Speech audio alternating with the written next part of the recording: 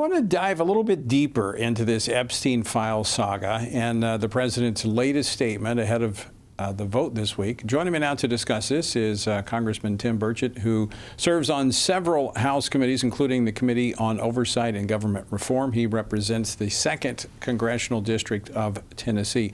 Congressman Burchett, welcome back to Washington Watch. Thanks so much for joining us. Thanks for having me on, Tony. It's always a pleasure. Now, you tried to get unanimous consent on this discharge petition last week before Congress broke to just go ahead and deal with this and get this out of the way. I mean, I think that was a good move, just to deal with it and move on. Yeah, the Democrats tried to, after they realized they messed up, tried to say I was trying to hide people's votes. And unanimous consent, by definition, is unanimous. I've passed several laws, and if you go look in the books, if you pass something by unanimous consent, everybody's voted in favor of it. That's the way it's listed. And the Democrats have continuously just fumbled this thing. And what they want to do is just bring it up piece by piece, throw little stuff out that's already been disproven. And it's really just to infringe upon President Trump. They messed up. They know they messed up big time in the shutdown. They didn't get anything that they asked for, and they just hurt themselves with the public, which they should have. It was pretty disgusting what they did at hurting people. But under this deal, it's just a continuation. Look, Tony, the Democrats had this thing for 4 years. For 4 years under the Biden administration, and as crooked as they were, they would have had it out. They would have, if there was anything about Trump, it had been leaked out over and over again, and it never, ever was. Trump said, I know the guy, and it's been pretty well documented that Trump banned him from Mar-a-Lago because he was messing with young ladies down there.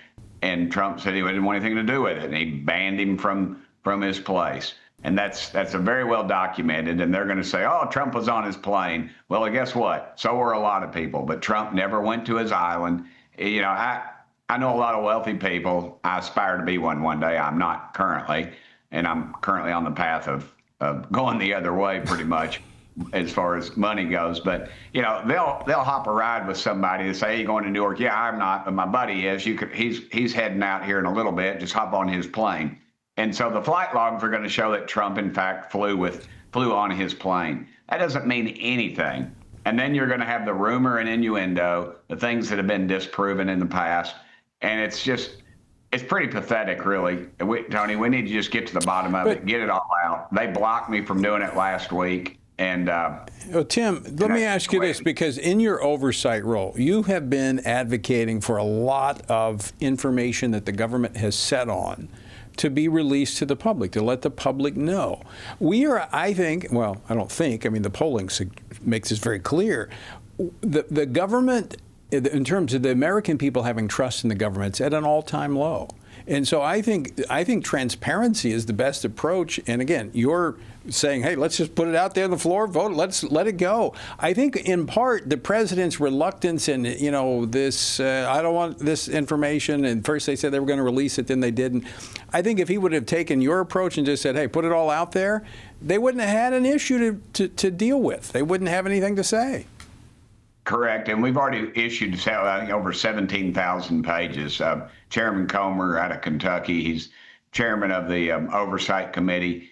He's done a great job of putting this stuff out. And I want to remind folks, Tony, I was in a meeting with a group of these ladies and their attorney, and one lady said, I'm in this under an assumed name or whatever, like X or something, I can't remember.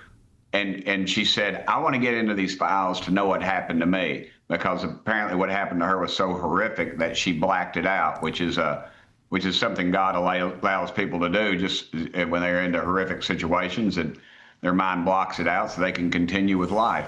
And she said, I want to see what in those files about me so I'll know what they did to me. And then I asked the question, I said, so you want to release the files?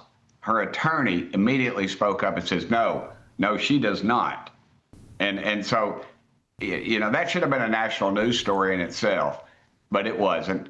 And there are several others, I believe, that have stated they don't want their names out there because what's going to happen, Tony? It's going to turn into a carnival show. Well, and they're not going to go anywhere. That has been one of the issues that the Speaker and others have talked about, is that the names need to be redacted of the victims, of those who have been, that were victimized by Jeffrey Epstein and his colleagues.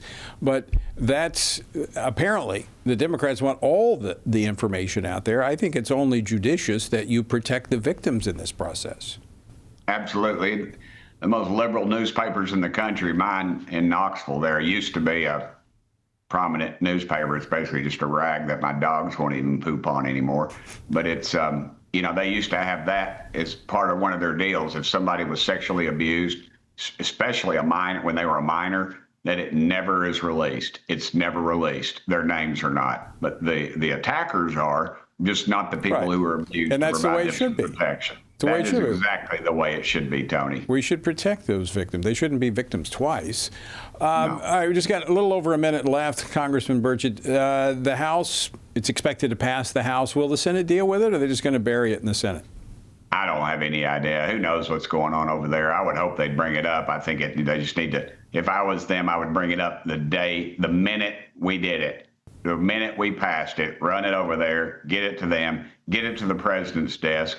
Let's put it to rest this week, and so we can continue on. But I'm afraid what they're going to do is fall into this trap of delay, have hearing after hearing after hearing, and they drag it out and just make the public suspect a further cover-up. Right. And we just fall into those hands every time. We can't resist it. It's an ego. It's control. It's power. I don't care who's in the majority and who's in the minority. It just seems to infect all of them, and I don't get it. All right, Tim, thanks so much for joining us. Always appreciate your insights and filling us in on what's happened on Capitol Hill. Thanks, Tony. It's always a pleasure. Thank you, brother. All right.